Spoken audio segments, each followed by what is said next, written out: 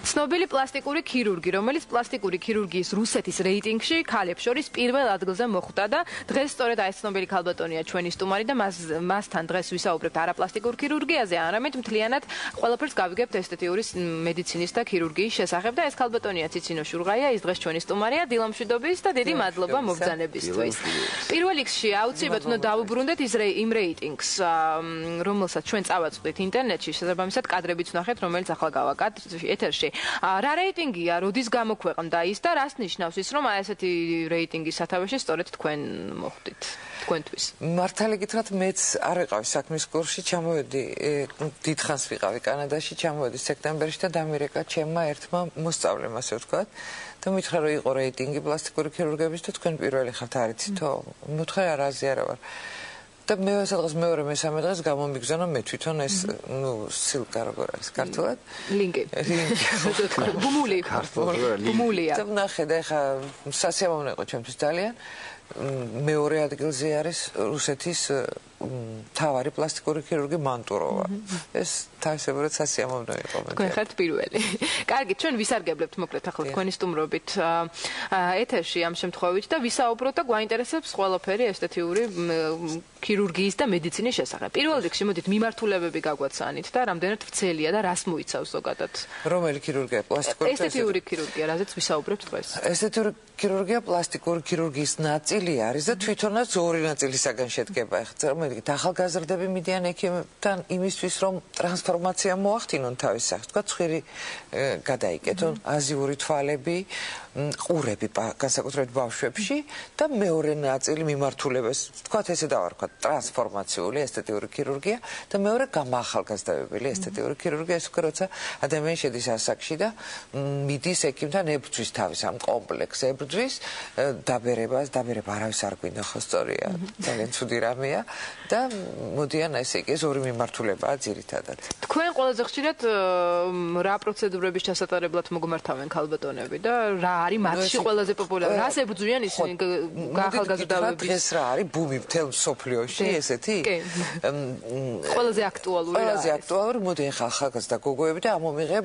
ბიშას კამოკ ბიშა ეს ლოყაში გვაქვს აი ესეთი ორი ცხიმოვანი ბურთივით კამოკ ხო ეს ამის ამოღება არის ძალიან მოდაში მთელ მსოფლიოში ამოღება რატომ შეიძლება ჩემთან იმიტომ მოდიან რომ მე ნერვი კარგად ვიცი და არ ვიცი მაგრამ ყველაზე დიდი რაოდენობით დღეს ახალგაზრდა გოგოები მოდიან ამასთან დაკავშირებით. რადგან ეს არის ლოყების ჩაბარდნის საუკეთესო იმისათვის რომ ჩვენ სახე ყოველთვის ახალგაზრდა შევინარჩუნოთო, სახეში არ უნდა იყოს ბევრი პრასტრანსტვები და სივრცეები და აქ სივრცეა ლოყაში, ამ სივრცეში დევს ეს ცხიმის ორი გროვა, რომელსაც შუაში გიგზენი ახლა რომელ გროვაზეც არის საუბარი. ეს ხელით ჩაიყოფთ პირში და თევზივით დარბის ორი პატარა გროვა ცხიმის. ეს პრასტრანსტვა რომ მოუშვოთ, მაშინ ლოყა გამოდის ცოტა ესე შევარდნილი, ყრიმალები გამოდის ცოტა, მაგრამ აწეული. რასაც ჩვენ ვცდილობთ კოსმეტიკური საშუალებების უმიანებს რო ვადებთ რაღაცა გამოყენებით. და რატომღაც მთელი მსოფლიო დღეს გადასულია და იღებს ამ ცხიმოვან გროვებს. მამაკაცები თუ მოგმართავენ. თუნდაც მსგავსი. თქვენ რატო გონიათ რომ მამაკაცებს ნაკლებად აინტერესებთ? არა, უბრალოდ გითხით. მოგმართავენ თითქმის ყველა პროცედურაზე, რასაც იკეთებენ ქალები. ოღონდ ცოტა მამაკაცები შეიძლება მალავდნენ ამას, ისე არ აფიშირებდნენ, მაგრამ ისეთი დრო მოდის, რომ ერთი რაღაც საინტერესოს გეტყვით, რატომ ამბობს სოფი ლორენი, რომ არასდროს ოპერაცია არ გაუკეთებიაო. პლასტიკური ამბობს არ გამიკეთებია არასოდეს. პასუხი მომეწონა ერთი ძალიან, იმიტომ რომ შეიძლება ესე იგი ადამიანის გამოყვანა პატარა ქალაქიდან შეიძლება და პატარა ქალაქის გამოყვანა ადამიანიდან არასოდეს ესე იგი რას მალავთ ეს კაცები ვერ გავიგეთ თუ გინდათ გაკეთება მოვწადით მიდით გაიკეთეთ ესეც რაღაც პროვინციალიზმის ერთ-ერთი ის არის ყველას მე არ გამიკეთებია ოპერაცია არ არის ეს ასე აი მაშინ თქვათ ესე რომ თქვათ კბილები გაგიფუჭდათ და არ გაიკეთეთ ой მე არ გამიკეთებია კბილები ჩემი მაქვს ბაჟასტა ხო არ იქნება ლამაზი არა ნამდვილად კარგით რომელია ლოყების ჩავარდნის შემდეგ ან ყველაზე მეტად პოპულარული ჩემთან მოდიან სახის დაჭიმა ძირითადად მოდიან სახის აწევა დაჭიმას ვერ ვთქვით აწევა facelift ასეთი რომელიც ძაფებით და სხვა ჩარევით ხდება ხო მოდი ახლა გავყოთ ახლა ჩვენ თუ გინდათ რომ იყოთ ლამაზი მთელ ცხოვრება უნდა გყავდეთ ორი კარგი სპეციალისტი ხო პრესტიჟული მილიონერებს თუ აქვთ აიმე შეკრება ესეთი მაშინ აუცილებლად უნდა იყოს ამ შეკრებაზე იურისტი, პლასტიკური ქირურგი, დერმატოკოსმეტიკის მიღებული ტონია, იმიტომ რომ თქვენ ვერ იქნებით, ვერ გამოიყურებით კარგად, თუ რადგანაც ეს ფულები, თქვათ შუბები, ესენი თუ სახე არის დაბერებული, დანაოჭებული. ყოველ შემთხვევაში სახის მოვლას იმდენივე მნიშვნელობა აქვს, როგორც კარგ ჩათმას, კარგ ტონს. იქ თავისი დრესკოდია, ხო, რა უნდა იყოს, ერთ-ერთი უნდა იყოს პლასტიკური სახეც უნდა აკმაყოფილებდეს იმ კრიტერიუმებს. კრიტერიუმებს სახეც უნდა აკმაყოფილებდეს. ანუ შინაგანი განწყობა, როდესაც განსაკუთრებით კარგი განწყობა თუ გაქვს ბევრი ფული, კარგია განწყობა, იმიტომ რომ შენ ხარ თავისუფალი, შეგიძლია მოგზაურო და მთავარია ეს შინაგანი განწყობა შენ გარეგნობასთან იყოს მოსული ჰარმონიაში. ამ შემთხვევაში შენ იქნები, შენი ხარისხი ცხოვრების არის ძალიან მაღალი და რისთვის ვიბრძვით ჩვენ, რას აკეთებს ესთეტიური ქირურგია? ესთეტიური ქირურგია აკეთებს, ამაღლებს ხარისხს. და ესთეტიური ქირურგია არ უნდა იყოს ხელობა, უნდა იყოს ხელოვნება. და ხელოვნება ჩვენ ძალიან კარგად ვიცით, რომ ხელოვნება ეს არის რაღაცა შემოქმედება და შემოქმედების შედეგი, პროდუქტი ძალიან სასურველია მოსწონდეს არა მარტო იმას, ვინც შექმნა, არამედ იმას, ვინც ამ პროდუქტს უყურებს. ასე რომ დღეს ესთეტიური ქირურგია ასული არის ხელოვნებამდე. მაგრამ არსებობს დაბალი ხელოვნება, მაღალი ხელოვნება. მაღალი ხელოვნება უფრო ის არის ვისოკა ისკუსტვა. ალბათ ის უფროა, რომ დღეისათვის даже ეხაც საგრიმეროში თქვენთან მესმოდა, რომ რაც შეიძლება ნაკლები გრიმი, რაც შეიძლება იყოს მიახლოებული ბუნებრიობასთან. ჩვენც ესე ვცდილობთ, რომ ყველაზე მაგარი დამსახურება ესთეტიური ქირურგის ის არის, რომ პაციენტი გავდეს ნატურალურს. ხო, ის არის ეს ზღვარი, როდესაც ხარი კარგად გამოიყურება, თუმცა რა თქმა უნდა. თუმცა პლასტიკური ქირურგიის ზლოკაჩისწვენა უპატრებელია, როგორც იქნება ქართულზე იგი თუ მუდმივად, თქვათ იგივე გურჩენკო, ხო ჩვენი.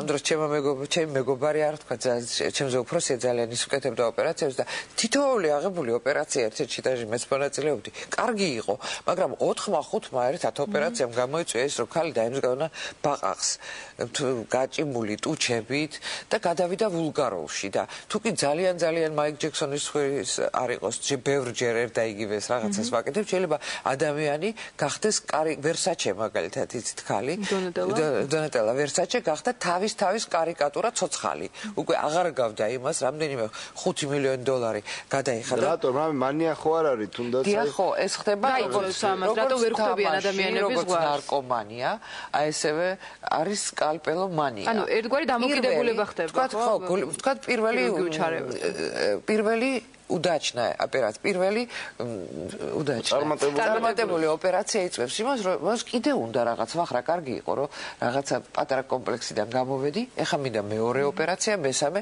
ძალიან კარგი, რომ ამ დროს თქვენ ბოდიში კიდე თქვენ არ შეგიძლიათ ჩარევა რომ სიტყვაზე აი აღარ ჭირდება. აი ზუსტად ამაზე იყო ლაპარაკი. ამერიკაში აი თქვა გოლივუდში მოვიდა იგივე მერლინ მანრო, თავისი ოპერაციით რო არ გაიკეთებია, ვერ მოვიდოდა, მაგრამ 5000 ჯერ მეტი მსახიობი წავიდა გოლივუდიდან, იმიტომ რომ დაამახინჯა პლასტიკურმა ქირურგიამ. ესეთი რაღაცა მოხდა და შეუძლია რატო არ შეუძლიათ ამ ექიმებს უთხრათ არა, არ გინდა შენ მეტი. მე ვამბობ ჩემთვის, მე უნდა ვისწავლოთ უთხრა არა. რატო ვერ ეუბნებიან ესენი? ხო გიჯერებენ თუნდაც ეს ქალბატონები თუ ან რატო ვერ ეუბნებით არას? მე ვსწავლობ უთხრა არა. არ გინდა შენ ამის გაკეთება. ეს ძალიან დიდი რაღაცა. და ამერიკელი ქირურგი ავიღოთ. ამერიკელი ქირურგი არის დასასტრახოვანი. დაზღვეულია. რაც არ უნდა გააკეთოს ამერიკელი ქირურგი, ეს პასუხს არ აგებს. მე თქვენ მონაწილეობდი ამერიკაში სასამართლო პროცესში და არ მინახავს ის ქირურგი, ვინც ჯონსი ქირურგი. ესეთი მე არ მინახავს სასამართლოზე იყო წარმოდგენილი მისი ადვოკატი.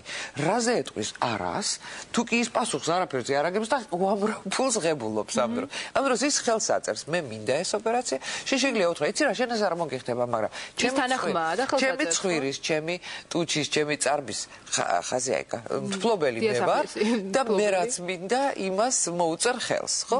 მე მინდა, იმიტომ რომ აი პლასტიკურ ქირურგიაში ორი უკიდურესობა არსებობს. ერთი არის სინდრომ ბარბი. მე ვიცი რომ თბილისშიც ბარბის სინდრომი. ბარბის სინდრომი ძალიან ყველა გოგონა ერთმანეთს ემსგავსება. არა, ვერ დაემსგავსება. ნუ აი ჩარევების თვითონ ბავშვობაში იზრდებოდა ბარბი ეჭირა სულ ხელში და უნდოდა რომ სულ ესეთი ბარბი ყოფილიყო იყო და იდეა ფიქსი, რომ მე მინდა ვიყო ბარბი.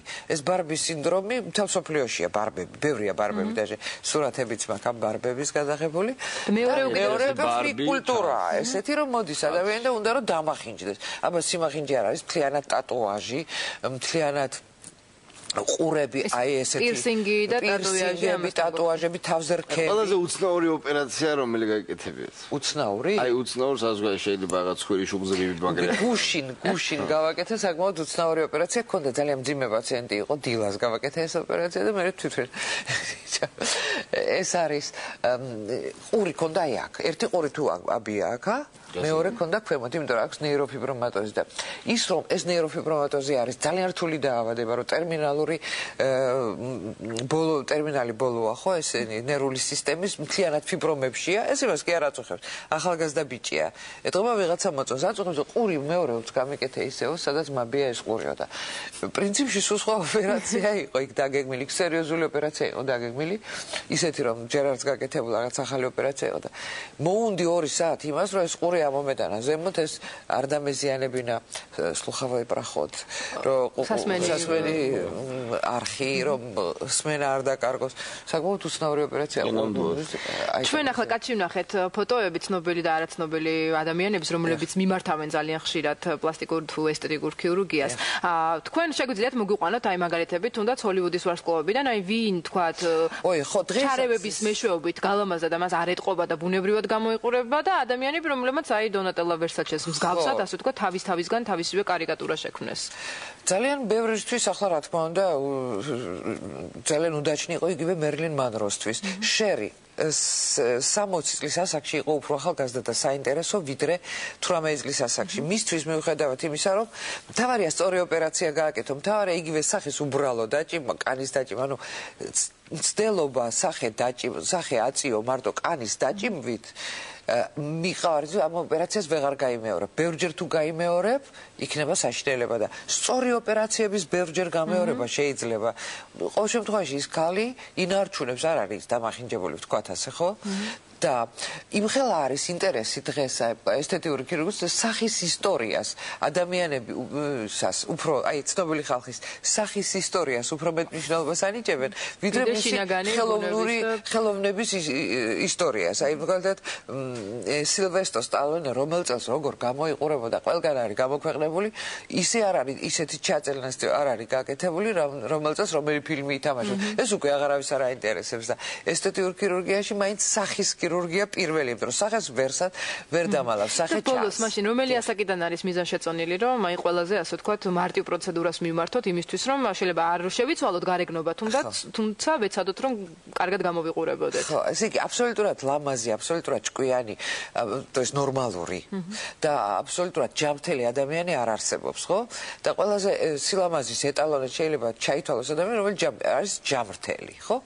და ასაკი რომელიდან ასაკი ესეთი დოგმა არ არსებობს, მე რო გითხრათ 30 წლის ასაკამდე, იმიტომ რომ ადამიანი ესე უცბად არ ბერდება. იყო ერთი ქალი, თქვათ ეგეთი, გავიმეორებ ერთხელაც თქვი ინტერვიუში, ალექსანდრა კალანტაი, რომელიც 25 წლის ასაკში იყო, როგორც 40 წლის ასაკში და 40 წლის ასაკში მერე რატომღაც შებრუნდა ეს პროცესი და გახდა როგორც 40 წლის. სიბერე არის უჯრედების გამრავლების სისწრაფე. ზოგს ჩქარა ემართება, ზოგს ნელა. როდის უნდა წავიდეთ ექიმთან? როდესაც ეს შინაგანი ბრძოლა კომპლექს ნიპალნაცერნასწი და შიშს დაძლევს ეს ადამიანი. როდესაც შენ შეხედავ სარკეში შენ თავს და არ მოგწონს. აი მას ეს არის ის ასაკი. ის ასაკია, როდესაც შენ უნდა ადგე და წახვიდე პლასტიკურ. ძალიან დიდი მადლობა მობრძანებისთვის. ეს ის თემა, რომელზეც მე მგონი პატა შენ არ ვიცი, მაგრამ მე ალბათ საათობით შემიძლია საუბარი ყველა ქალბატონს.